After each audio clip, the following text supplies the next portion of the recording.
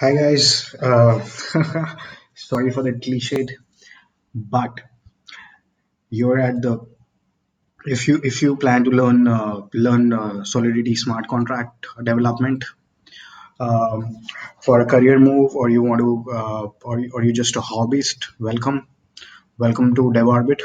This is the right place to learn Ethereum Solidity programming. Even I'm starting, so I thought. Why do it alone? Let's start a journey. Let's create a community. So this is my first video in the DevOrbit Learn Solidity using Remix series. And so Remix is an Ethereum IDE, which is highly recommended by Ethereum. It is one of the excellent tools that I've come across um, to start developing Solidity smart contracts.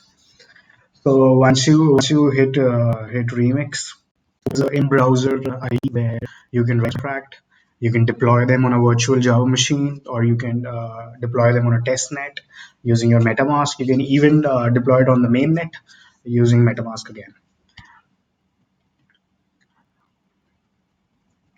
So there's a tons of documentation, tons of tools, tons of places, tons of YouTube videos, tons of blogs that you can refer to. Development or blockchain core development. That's up to you. But we are talking about smart development. Okay, so we have Remix. So we're going to use Remix to our first contract. So let me. Okay, add a new. So this will be your remix when you open Remix. So you can use featured plugins. You can hit Solidity, and as you can see, Solidity compiler is already installed. It comes pre-installed. If you want other languages, you can always go to their store. With this is a store, and you can activate other things such as Viper and everything. This it also has Viper, which we'll learn in our future series. But right now we are limited to actually not limited to, but yeah, sticking to Solidity programming. Okay, so once we create a workspace. Let's call this workplace basic Solidity. Okay. Okay. Now we have a basic workplace created, and what we can do here is we can click on the contract folder and hit on new file, and name our first Solidity contract. So let's create a smart contract that stores a value. Okay, so anybody can access to that contract and they can change that particular value. So let's call it store of value dot sol. Okay.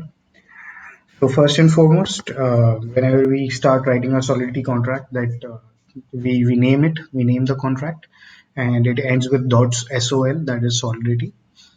Um, it is a good practice to use caps caps on for the first letter of the word as in store of value. So okay. So first we acknowledge the open source community, open source license nature of the technology that we are using. We can use MIT, or we can use GPL 3.0, all one and the same. The first thing we need to do after giving our attribution to our license, we we we uh,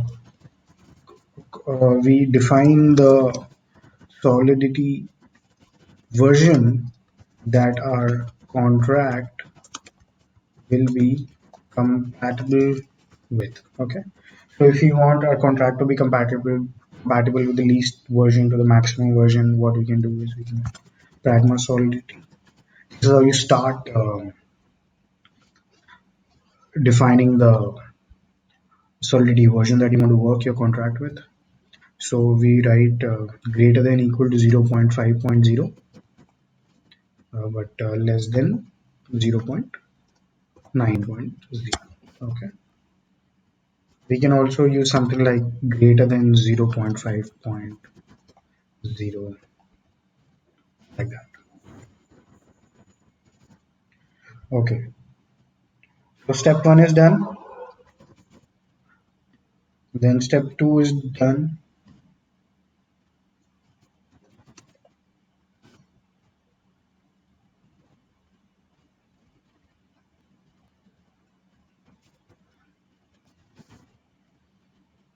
And for step three, that is we define our contract. Okay, how do you define a contract? Very simple. You just write contract and give it a name. In our case, store of value. Okay. So what kind of value we want to store here? We can store an address over here, for example, address, val, address. Okay, we can store a integer. By default, it will be a 256. If you don't mention anything, it's a 256. Otherwise, you can select from host of other um, memory options. By default, it will be 256.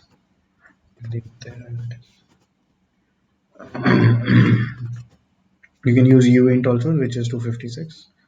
Okay, we call it value. Okay.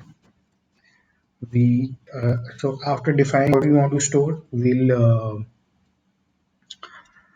let's just store value for our first contract purpose. So we're going to use to define two functions now.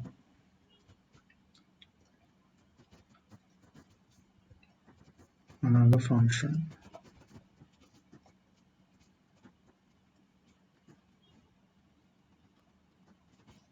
and we are going to first call it set function that sets our value.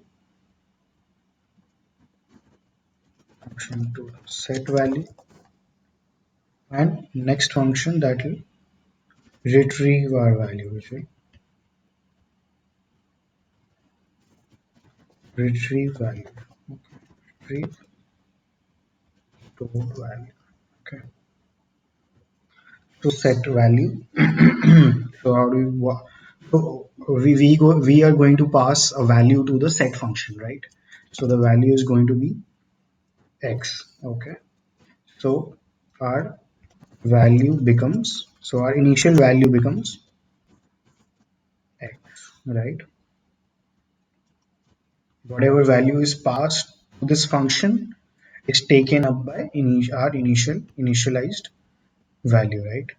Now same value will be returned. So now this get function, it's not going to take anything. So this parameter remains blank, but it is going to return. It returns a uint, right?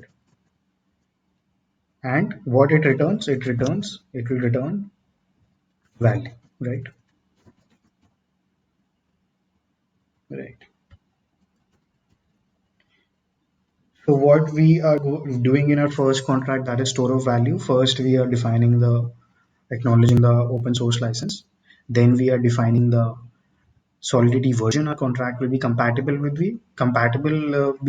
and in our case we have taken it to be compatible uh, with any version that is greater than 0.5.0 and less than 0.9.0, right? Our step three is to define the contract, which we did, and we called it as store of value. Then next we defined a value, right, of type uint 256, right? Then we set a function to set the value and then retrieve stored value, right? Now let's go ahead and save this. As you can see, we have two errors. Let's see why.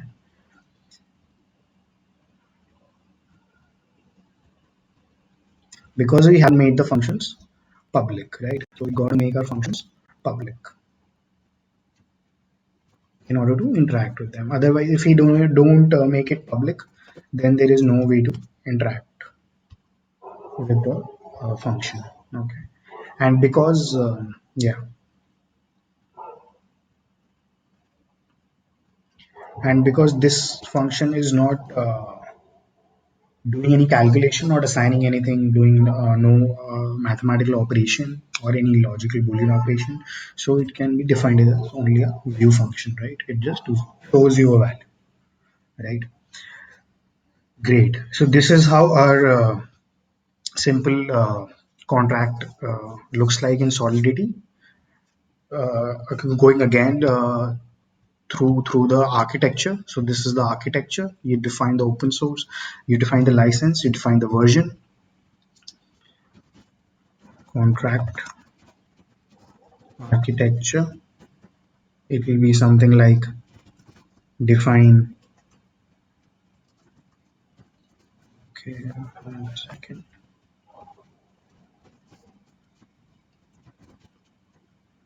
Okay, so architecture is like define license type. Just define license. Then define Solidity version.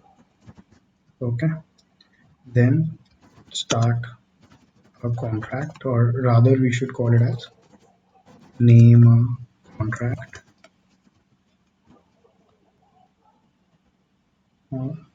Yeah, name a contract. Okay, and initialize value. Okay, set value, get value. Great. So this is how architecture looks like.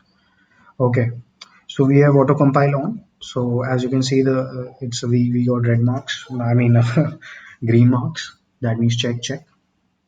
Now we are ready to interact with our. So the one of the beauties of remixes and not doing on command line and doing writing your code on remix, or rather than using traditional notebooks such as Sublime or Atom or virtual Visual Studio Code, is that you can deploy with your contract right here, right now using a virtual Java machine. So that how we are going to do. We are going to select the environment. First, we've selected JavaScript virtual machine London environment. You can inject any other testnet here or a mainnet using a web3.js or inject a web3 using a MetaMask tool. But for our case, for our learning purpose, JavaScript VM is great enough. So the virtual environment gives us a lot of ethers to work with. These are all virtual ethers, no value. So let us select an address. Okay.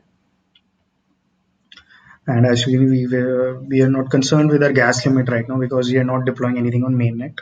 So, and we are not testing also right now. So that is not important. So which contract?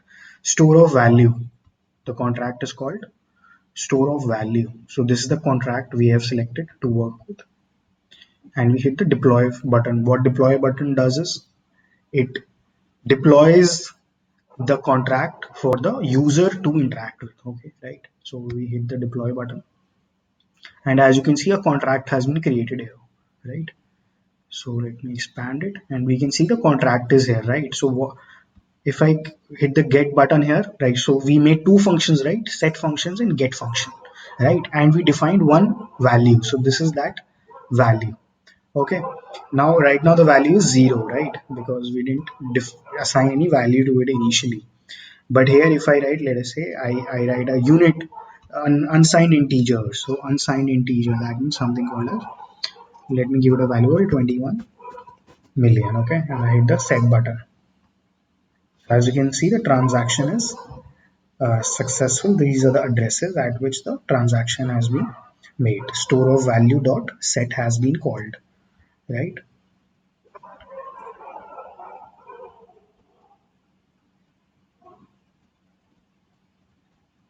And to view the set value, we just hit the get button and we get the set value, right?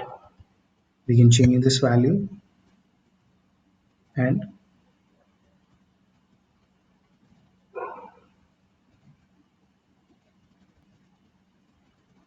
get a updated value, right? So guys, this is the our beginning into Solidity. This is the very basic program that you will also find on the Solidity language.org documentation page. Once you hit the introduction to smart apps, there's the type of program that they are going to teach you, which is called simple storage, which will have a set function and a get function.